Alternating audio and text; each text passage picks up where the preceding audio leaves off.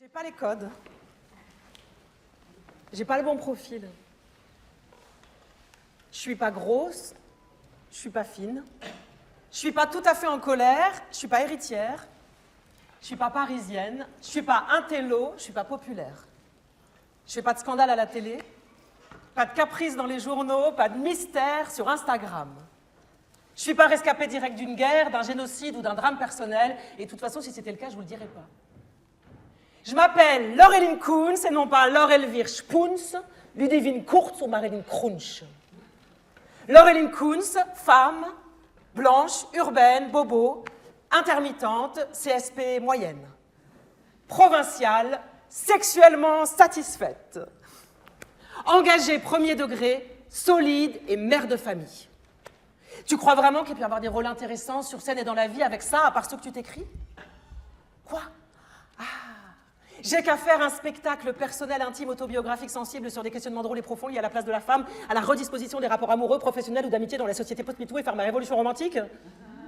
Moi, vivante, ça jamais. C'est un truc de bonne femme, le sujet intime.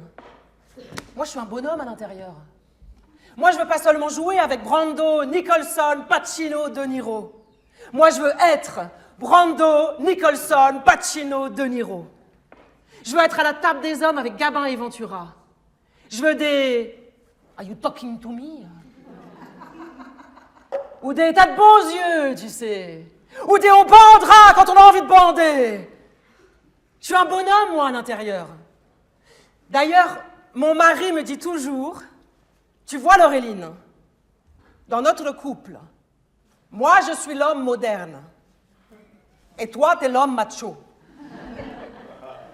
Je m'appelle Laureline Kunz, et non pas Akoko Kunz, Kukunz Clan, mon Kukunz sur la commode, ou vole au-dessus d'un nid de Kukunz. Laureline Kunz, femme, 40 ans, bourgeoise, prolo, maman gaga, fille à gogo, germanique, francophile, citadine, sans très belle allure, bonne santé, bons os, aucun signe distinctif particulier. Quoi? Grand nez? Wow, wow, wow, wow, wow, wow. C'est un peu court, ça. On pourrait dire, oh Dieu, bien des choses en somme. Tenez, par exemple, chirurgicale, asthmatique, astigmate, myope, grand bonnet, non pas grand bonnet, grand bonnet. J'aime la choucroute et le houmous. J'ai un début d'allus valgus, un kératocone à l'œil, j'ai subi 2 césariennes, je suis rarement malade, j'aime pas les balades et j'ai déjà fait des tonneaux en voiture. Œcuménique, je suis laïque, tolérante, tendance babacool résignée, rigide, moraliste, alsacienne, cool et critique. Je ne divulgue rien de ma vie privée, mais j'ai des amis alcooliques. Je suis honnête et voleuse, jalouse et bonne amie, j'ai les pieds plats, mais les seins fermes. Ou le contraire. Dans le métro, je dis pardon même quand on marche sur le pied. Célébrité, j'ai 4 étoiles et demie sur Billet Réduc. Wouh! On m'a déjà cloné un site internet sans permission, demandé des photos dédicacées en Belgique. Je suis fichée X, genre actrice incognito du Topito. Éthique, je ne crache pas dans la soupe, je suis prétentieuse et modeste, intello et grotesque. J'ai pas toujours voté, j'ai déjà fait un discours pour des élus, je fais du show business et du socio-cul, j'ai pas peur en banlieue et je passe bien dans les pince-fesses. Je hais les politiques. Enfin, sauf ceux qui sont mes amis. Iconoclaste, je sais imiter Lucchini. Vous voulez? C'est merveilleux. Ah, c'est formidable, c'est génial. Ah, les cons, on en crève de bêtises infinies. Mieux vaut les merveilleuses émanations du sexe et du verbe des textes que les atroces enfers de la banalité quotidienne et de la crise. Et je sais aussi imiter Depardieu. Ça, c'est fini. Je savais faire Sarkozy. Voilà, c'est... Mais je vais vous dire, hein, madame, monsieur, ça aussi, c'est fini. En vrac, je suis fâchée, sentimentale, passionnée mais peureuse, frissonnante heureuse. Je crois à mon horoscope quand il est bon, mais pas aux superstitions, j'ai des vrais amis garçons. J'ai eu ma première relation sexuelle à ans. Je me mets pas un son sur le net, aucune photo privée. Je suis pour l'ouverture des savoirs et pour l'ubérisation de la société et pour être rémunérée à ma juste valeur. J'ai peur de Big Brother et je m'en fous, j'aime le théâtre et les grosses têtes, le banane et la poésie, le rap et la nostalgie. Je suis un garçon manqué, une fille réussie. Je suis éclectique et pointue, populaire et tendue, tendance schizophrène, chevelu. J'enseigne, je me renseigne, je sur la question, je suis contre tout, j'ai pas haute valérité, mais j'argumente, je suis paradoxal, les zinzins. J'aime les contrepétries, les alexandrins, les poètes positifs et les auteurs bipolaires. J'ai un groupe de sang rare. je suis fichier à la banque de sang. Je me documente sur Facebook principalement, je me demande qui va gérer mes données. J'aime bien le troc, les ressourceries, les gestions de bons procédés, le réalisme limite, la transparence et le mystère. Je crois à la possible révolution des robots. Je lis tout très vite, les problèmes politiques et les sites people, le contenu des boîtes de céréales, la littérature classique, les polars, les textos, les manifestes, les théories de complot. Je sculpte le net, je scrolle les murs, je décrypte la rhétorique politique, je m'ennuie lors des débats et je trouve fascinant la langue de bois. Je suis incorruptible. Parfois.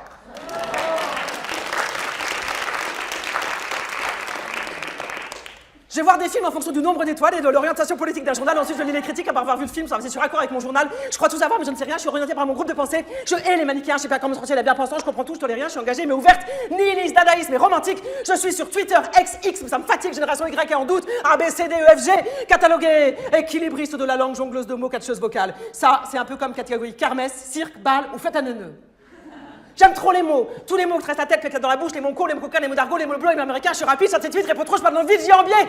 Je respire jamais. Je suis myope, dyslexique, asthmatique, obsessionnel, monomane, révolté, anti-tout, multi-moi, compulsif, sexuel et de la liste. Voilà.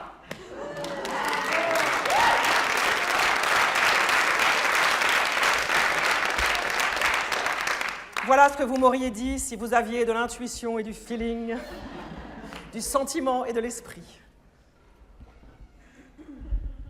Moi, c'est éthiquement que j'ai mes élégances et mes vérités.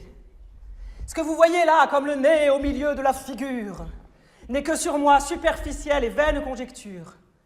Empanaché de ma complexité singulière et fleurie, mon nez est bien laid, mais mon âme cambrée secrète est si jolie. Et comme disait ma grand-mère alsacienne, arrête de te plaindre. Pendant la guerre, on se plaignait pas. T'es contente à Paris, t'as tes amoureux. Eh ben, il faut plutôt un mari. En plus, t'es vieille et t'as un grand nez. Mais bon, grand clocher n'a jamais dénaturé belle église. Alors moi, je suis née et j'ai grandi à Strasbourg, en Alsace. Et pendant des années, à cause de la chaîne de télévision Arte, les plus jeunes, vous connaissez Arte, première chaîne sur la Deuxième Guerre mondiale, moi, je suis persuadée que le seul événement de toute l'histoire de l'humanité, c'est la Deuxième Guerre mondiale. Non mais qu'il ne s'est jamais rien passé d'autre. Petite, on regarde que des documentaires sur ça, avec au choix le nazisme en 3 étapes clés, nostalgie de l'Alsace-Lorraine perdue à jamais, le Troisième Reich et l'annexion pour les nuls, Hitler en famille, Hitler l'artiste, Hitler le séducteur, la passion d'Hitler pour Mickey, comme Kim Jong-un, Holocauste, le retour, ou dans la baignoire d'Hitler. Oh, c'est génial. Non mais chaque documentaire le même, mais sous un angle différent. La guerre, c'est mon héritage culturel. Petite, je joue avec des photos de ma grand-mère, des photos jaunies sur les chars à la Libération, vous savez, la coiffe alsacienne. Et je m'invente des histoires où je joue avec une coupure de journal de la Résistance avec 4 cochons dessinés dessus. Vous voyez? Comme ça, un là, un là, un là, et en dessous écrit « Cherchez le 5e ». Oh, c'est génial! Parce que quand on trouve le pliage secret, eh ben, on voit apparaître la tête d'Hitler. Oh, c'est génial! Mais vous faisiez comment, mémé, pendant la guerre? Mais gars, je ne sais pas, moi. Et on vivait, il fallait bien, il faut bien vivre pendant la guerre. Hein. Et malgré tous ces films, en Alsace, la guerre, c'est tabou total. Moi, j'ai appris 60 ans après la mort de mon grand-père qu'il avait été un malgré nous. Vous connaissez? Un Alsacien enrôlé de force, incorporé de force dans l'armée allemande pendant l'annexion allemande de l'Alsace. Et mon grand-père, il est envoyé sur le front russe, par moins 20 degrés. Et là-bas, il part au front sans jamais charger son fusil, pour pas risquer de tuer un des siens. Je n'ai jamais chargé mon fusil d'épaule. Mon grand-père, ensuite, il s'est évadé par moins 20 degrés. Il a été incarcéré par les Allemands, puis relâché, puis incarcéré par les Français, d'annexion en annexion, de l'Alsace à la France, de l'Allemagne à la France. Et certains, comme les enfants, ne savaient plus du tout parler français. Ils étaient rééduqués dans des classes de français à leur retour. Allons, enfants de la patrie, le jour de gloire est arrivé.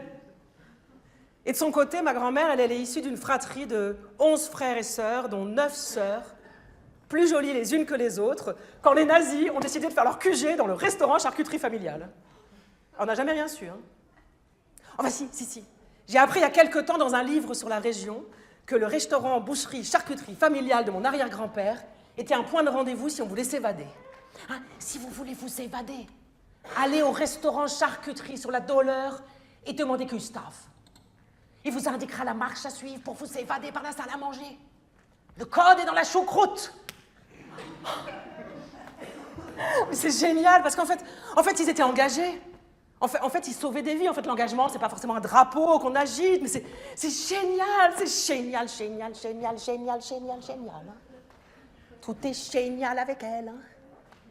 Elle fait que bouger dans tous les sens. Hein. Elle parle vite. Hein. J'ai des vertiges. Hein. Arrête avec ton sourire hollywoodien, là. T'es contente à Paris, hein? Tu fais star à la TV. Tu fais la dinde. Ah, du théâtre. Ah, tu écris. Quand tu fais le clown, il faut plutôt un bon travail. Mais moi, je me suis toujours débrouillée par moi-même. Hein. J'ai jamais été une sale actrice égoïste. J'ai fait toute la panoplie des jobs étudiants sans me plaindre, jamais. Youhou! J'ai 17 ans, je suis animatrice en banlieue avec des enfants en difficulté, animatrice cirque. Je fais des pyramides d'enfants en difficulté. Je les empile, ils sont contents. Je commence dans les quartiers du Nuof. Ouais, c'est eux, les champions des voitures brûlées au Nouvel An, à côté de Strasbourg. Et la première nuit, je suis avec des tout petits enfants, dont un adorable trisomique, ça c'est le bisoutage de débutant typique colo. On campe devant la grille du centre et je vois des lumières à travers la tente et je me dis, chic, les enfants, allons voir, c'est un feu d'artifice. Ben non, c'est une voiture qui crame devant l'entrée, lance des geysers brûlants, enflammés, colorés. Mais moi, je me décourage pas. Hein. Et là, je pars à Paris et là, rebelote, je suis animatrice en banlieue parisienne, à Nanterre. J'y vais en mini-jupe à ras la salle de jeu, j'ai peur de rien. À Pablo Mimosa, au Pâquerettes, je salue les dealers sur les perrons. Wesh, mademoiselle, bonjour les garçons. Ils connaissent mon trajet, mais ils me respectent parce que je m'occupe des petits frères. C'est génial. On traîne avec eux dans des Mercedes classe A, on traîne dans les caves avec ma coloc Céline Lachty, on sait jamais si on va rentrer en vie, c'est génial. La nuit, je fais des fêtes sans fin dans ma coloc haussmannienne, j'invite toute la cité, les voisins portent plainte. Madame, tous les soirs, des grands noirs montent chez votre fille avec des packs de bière. Mais il ment, maman, tu sais bien que j'aime pas la bière. Et le jour, j'étudie à la fac de théâtre, où je sauve la veuve et l'orphelin dans les colos et les centres aérés des cités. Je suis heureuse, mais incorrigible, mais heureuse, mais provinciale, mais heureuse. Et vas-y, tu t'es pris pour un bonhomme, là? Vas-y, demande des excuses tout de suite. Bon, allez tous en rang, les maternelles, là, 2 par 2, les mains en l'air contre le mur, j'ai dit. J'ai fait pipi dans mon lit. Ouais, je suis un bonhomme, moi. Vous êtes une très bonne animatrice, vous avez une vision circulaire et un regard périphérique. Je vous donne le diplôme avec mention cirque. Quoi? Quoi, qu'est-ce qu'il y a? On va le retrouver demain au centre, ton bonnet.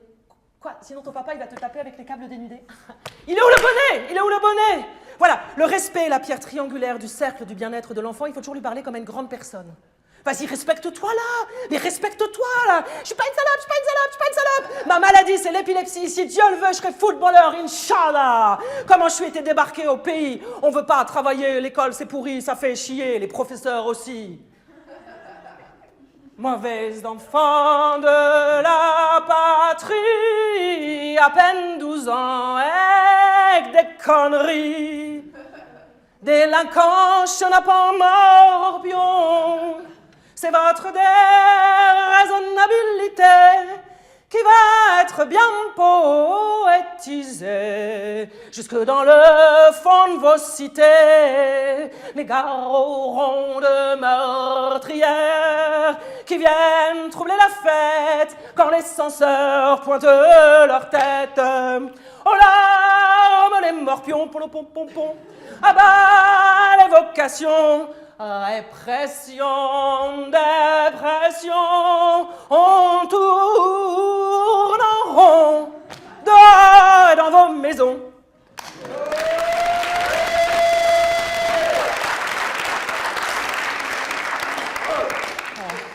Ça fait beaucoup les enfants, comme ça fait beaucoup d'émotions. Bah oui. Alors moi je me diversifie un peu après, je fais toute la panoplie des jobs étudiants, je vous jure.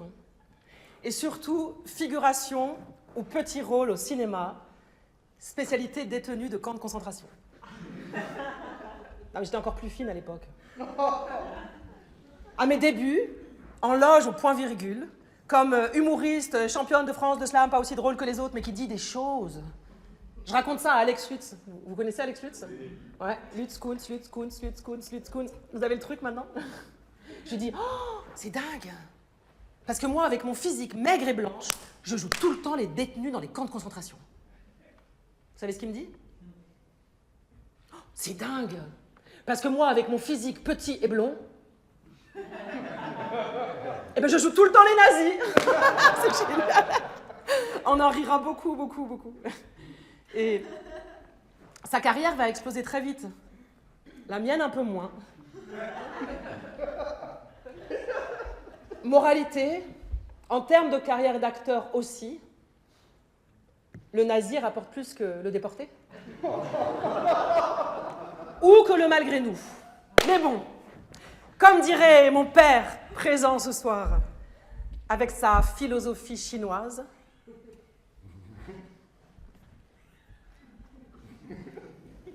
à trop vouloir grimper en haut de la montagne. Un jour, on arrive en haut.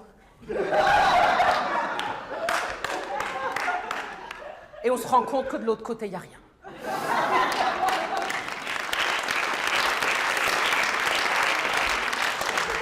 Moi, je me suis toujours débrouillée par moi-même et le point culminant, l'acmé de cette carrière de petit boulot, ça a été mon expérience de guide à la Tour Eiffel, pour le plus grand plaisir de ma grand-mère. T'as enfin trouvé un bon travail. Fini de faire la dinde et le clown. La Tour Eiffel me permettra de faire des cours de danse, de mime, de danse expressionniste, de clown mémé, et un bac plus 5 d'études théâtrales. Les études les plus génialement inutiles. L'extase universitaire où l'on étudie la dramaturgie des utopies en réponse et co-résistance à l'esthétisme du cynisme dans la deuxième moitié du XXe siècle. Ou les origines de la poétique des intermédialités relatives au sous-texte des récits autopersonnels du théâtre post-contemporain. Ou sémiologie, dialogue en dialogue, fonction libératoire para-analytique pour une étude de la psychanalyse d'Hamlet. L'éclat total. À cette époque, une de mes amies est la maîtresse de DSK. DSK, les plus jeunes, vous connaissez? Le droit de cuissage, le Sofitel, l'air pré-MeToo.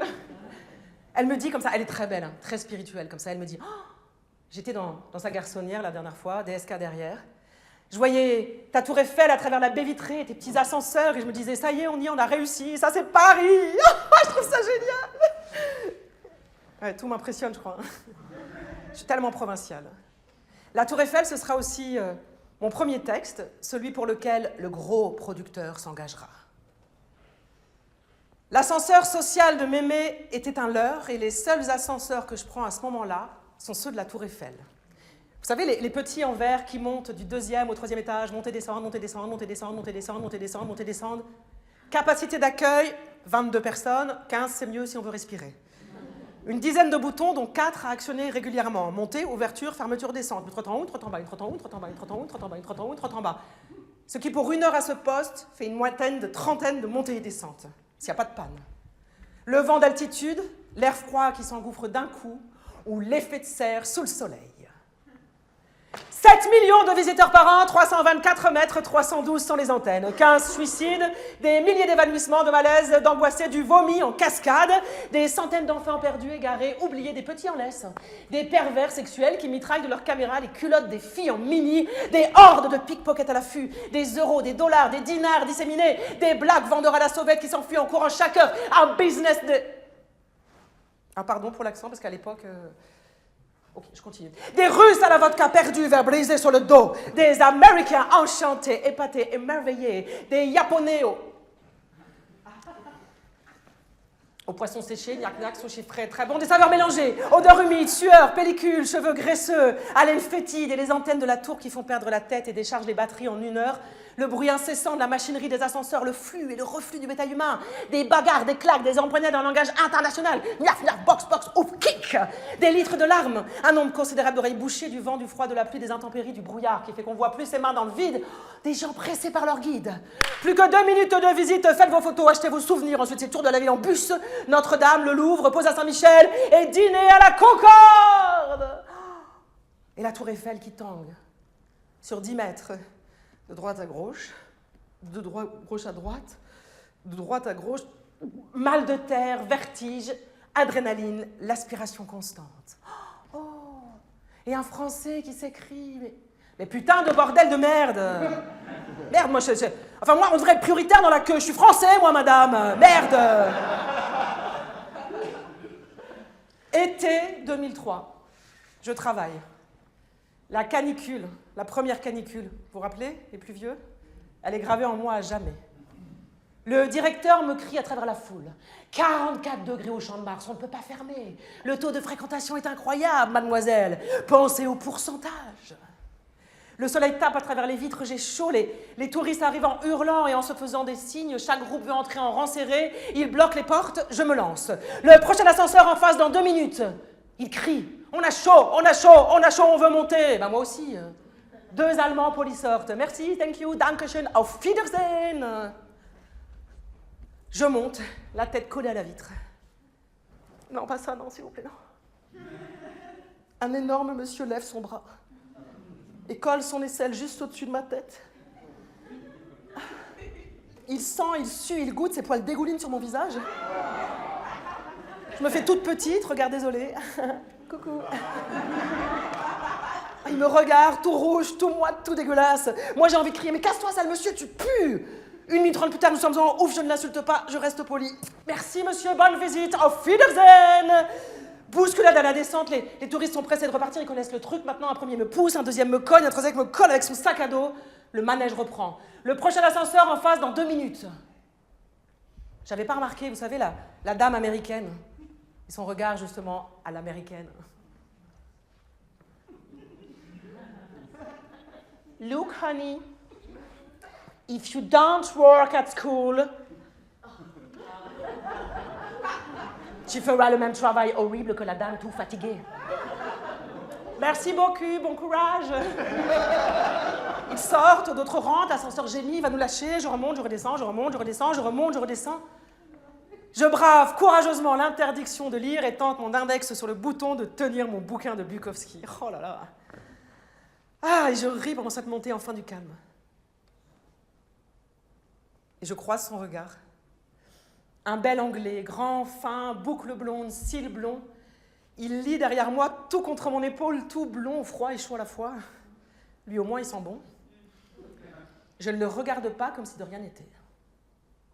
Il me susurre. Exciting, non?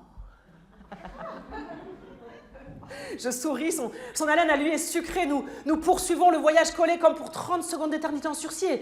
Et je le sens me serrer fort, fort, très fort. Vous me serrez fort, c'est pas permis. Il se rapproche à chaque ligne un peu plus et murmure « Go on, sugar honey baby.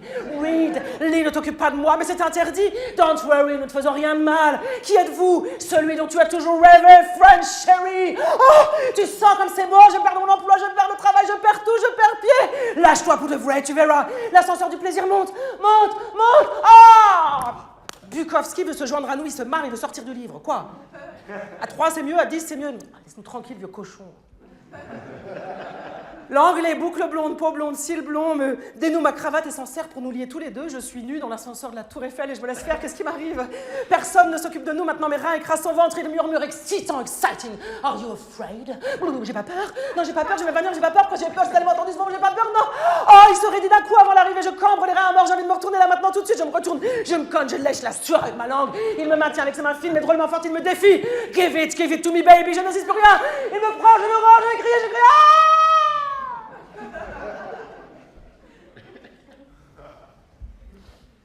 Les portes de l'ascenseur s'ouvrent. Je vois mon reflet dans les vides, j'ai les traits tirés, les cheveux, la chemise mal boutonnée. Oh, des centaines, des milliards de Chinois hilars me pointent du doigt et se marrent. Et quoi, qu'est-ce que j'ai? Ils se font des apartés, ils rient de plus belle. Je m'enferme avec eux, ils rient toujours, ils pètent, mais ça pue. Ils rient toujours et me disent... Oh. Ouais, ça, c'est les accents, mais à l'époque... Blue eyes, very beautiful. Can we touch her? Can we take a picture? Non, monsieur le Chinois n'y pense même pas. Je retrouve mon bouquin de Bukowski par terre et j'entends un écho lointain. Exciting, ting, ting, ting.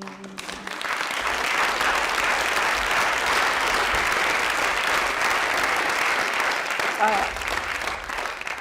Et après la Tour Eiffel, j'ai fait la comédienne et je me suis lancée comme humoriste. Et j'avais jamais vu un one-man show. Enfin, je voulais faire un pied de nez aux intellos de la fac, faire le blasphème d'humour, vous savez, transgresser le théâtre public. Et j'avais jamais vu une scène slam non plus, et un ami m'a fait découvrir ça, et ça a été la révélation. Oh, j'ai adoré, quoi. Le pouvoir de la parole, participer à des soirées avec plein de gens de tous les milieux mélangés, poètes du dimanche, ouvriers, postiers, alcooliques. Ça a été la révélation. Je suis entrée en religion, j'ai écrit tout le temps. Et quelques mois après, avec mon pote Mathurin, on a été champion de France de slam. Grâce à mon texte, dyslexique, je joue avec les jeux de mots, là, enfin bref. Un gros producteur m'a prise en main. Sa femme, qui participait au même cours de théâtre que moi, lui avait dit « Il faut vraiment que tu ailles voir cette fille parce qu'elle a vraiment quelque chose. » Quand je lui ai joué mes textes dans une grande salle immense comme ça, avec aussi ma première metteur en scène, lui, il fumait un long cigare comme ça, en hochant la tête. Moi, j'avais développé un énorme bouton rouge, sointant, pustulant, sanguinolent au coin de la bouche. « Tu as fleuri », avait dit ma première metteur en scène. Elle a vraiment quelque chose, avait dit le producteur. Bref, ce que je faisais, c'était pas de la poésie, ni du one-man show, ça ressemblait à rien de connu. Je perdais tous les concours d'humour, je gagnais tous les concours de poésie, et pourtant, je vous jure, c'était sacrément comique. Wouhou! Bonsoir la Concorde, est-ce que vous allez bien?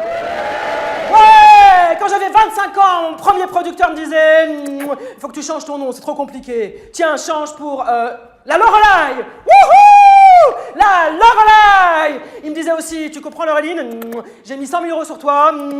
J'ai même pas couché avec toi. Wouhou! C'était drôle. » Je lui disais « Si ça peut te rassurer Jean-Michel, tout le monde pense le contraire. Wouhou! Ça va bien la Concorde? Ouais! » Il me disait comme ça, la tête penchée, toujours penchée. Et toi, comment ça s'appelle les trucs où les gens font des pyramides humaines, là. Les clubs échangistes, t'en penses quoi? Je disais, ah, Berk, c'est dégueulasse, les gros porcs, et il changeait de sujet. Wouhou! Vous êtes toujours là? Ouais! Un jour, on a dîné chez lui avec sa femme et aussi ma première metteur en scène. Il parlait de mon affiche de spectacle en buvant. Mon producteur disait, on pourrait la mettre sur une montagne, avec des skis, et un bandeau où serait marqué « Championne de France de slam 2007 !» Wouhou! Ma metteur en scène disait « Non. Il faut lui faire une affiche de poète maudite comme celle de Rimbaud. » Bref, il buvait, discutait, parlait de mon nez, de mes cheveux, de ma timidité, de mes défauts, et moi j'étais de plus en plus pompette, j'entendais que leur rire, je voyais que leurs dents. Non mais regarde-la, elle est timide. Elle a peur. Reprends un verre, bois, ça va te détendre. Mais enfin, tu peux pas jouer une petite chose fragile et mignonne quand t'as la gueule de la calasse. Tu me fais penser à Barbara Streisand. Dommage que t'aies pas sa carrière. Commence pas à faire ta Edith Piaf. Je vais pas te ramasser dans le caniveau quand même. Ma tête tournait de plus en plus.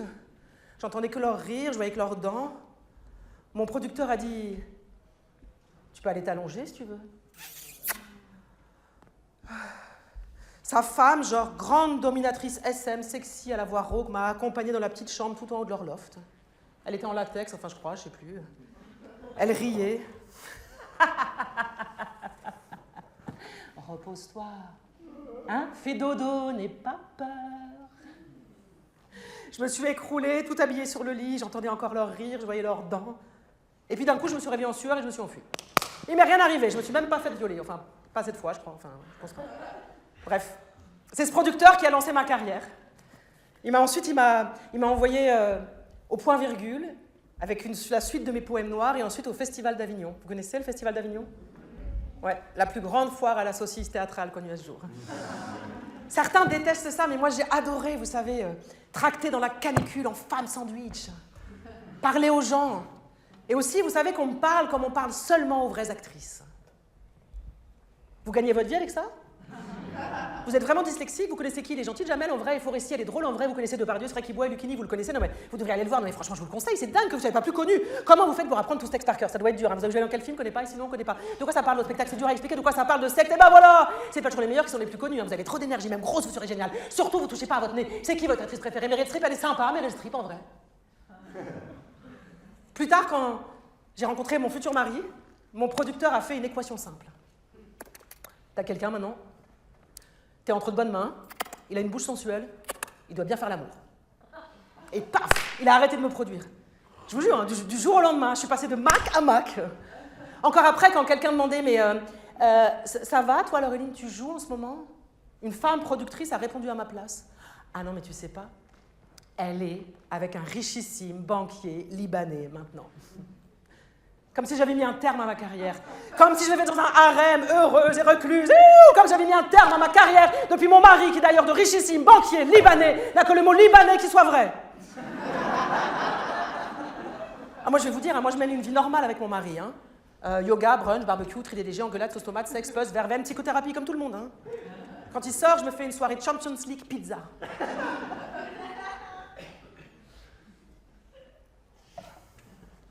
Et ensuite, mon producteur, il m'a envoyé dans plein de festivals, avec plein d'humoristes et plein d'initiations rigolotes. J'ai découvert la magie du bisoutage humoristique.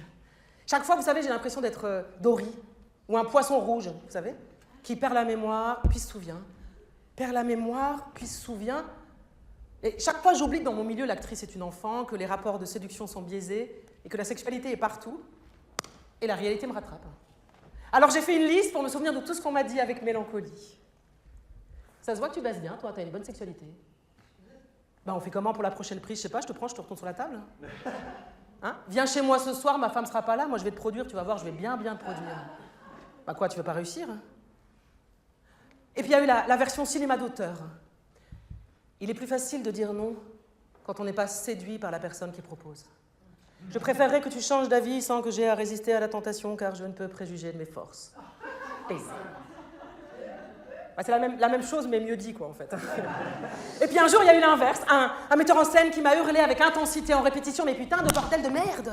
Arrête d'avoir peur, je suis pas avec toi parce que je t'ai baisé ou parce que j'ai envie, mais parce que je t'aime. Enfin, j'aime ce que tu fais, j'aime ton travail, merde! Bah, moi, ça m'a vexé quand même un peu, hein. J'étais grosse, j'étais enceinte du premier. Et puis en même temps, je me suis dit, mais ça m'a fait du bien. Je me suis dit, bientôt, je serai assez vieille et moche et le problème de la sexualité se posera plus. Youpi! Mon père a une belle phrase de philosophie chinoise à ce sujet. Accrochez-vous. Avant l'amour, la femme est yin et l'homme est yang. Hein? Après l'amour, la femme est yang et l'homme est yin. C'est le contraire. C'est comme ça.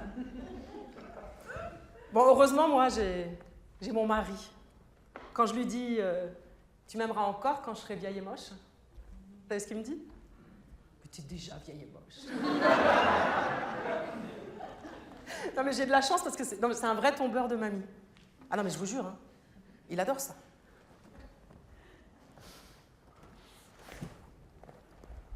À la piscine municipale du 14e arrondissement de Paris, je vais à l'aquagym après mon premier Avignon parce que j'ai grossi.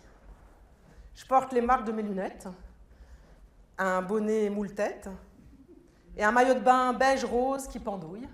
Mais je suis quand même la plus belle parmi les mamies, hein. Moins de varicosité, plus de tonus, toujours soigner son décor pour une actrice. Lui, il pousse un tonitruant, putain, merde, font chier de prendre toute la place avec l'aquagym des mémés. Je souris, il fend l'eau vers moi tel un dieu phénicien ou un sandwich grec. Dans son minuscule maillot transparent usé, avec son minuscule bonnet et son énorme sourire. Dans un crawl chaloupé, il s'approche de moi, il me dit, je crois, enfin je sais plus, il me dit, ça baigne? Il était une fois un mec et une fille, ils vécurent enfants et firent beaucoup d'heureux. Oh, putain de story, la love connerie. Burk. Faut pas pousser, m'aimer dans les orties, se laisser à la romantiser. Oh, l'amour, la chienlit, la bête arnaque. Ah ça, on nous en vend à tout va de la belle idée de simplecte. Moi, je suis cynique, je suis râleuse, je suis française. Et puis un jour, par un beau matin, on a saccagé mes projets, on a marché sur ma lune. Mine de rien, la bouche en cœur, t'as tout rangé. Non mais je reste contre, hein, par principe. Je déroge pas à mes connes vocations, on sait jamais un train peut en tacler un autre. Oh, mais quand même, on l'a fait de ton prénom sur mon organisme.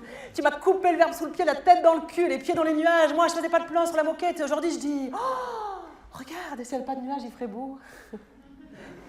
T'es comme un sourire en fin de plein dedans, un sexe saignant, du sucre à la crème, t'es mon suppositoire, mon calmant, oh, tendre, édulcorant.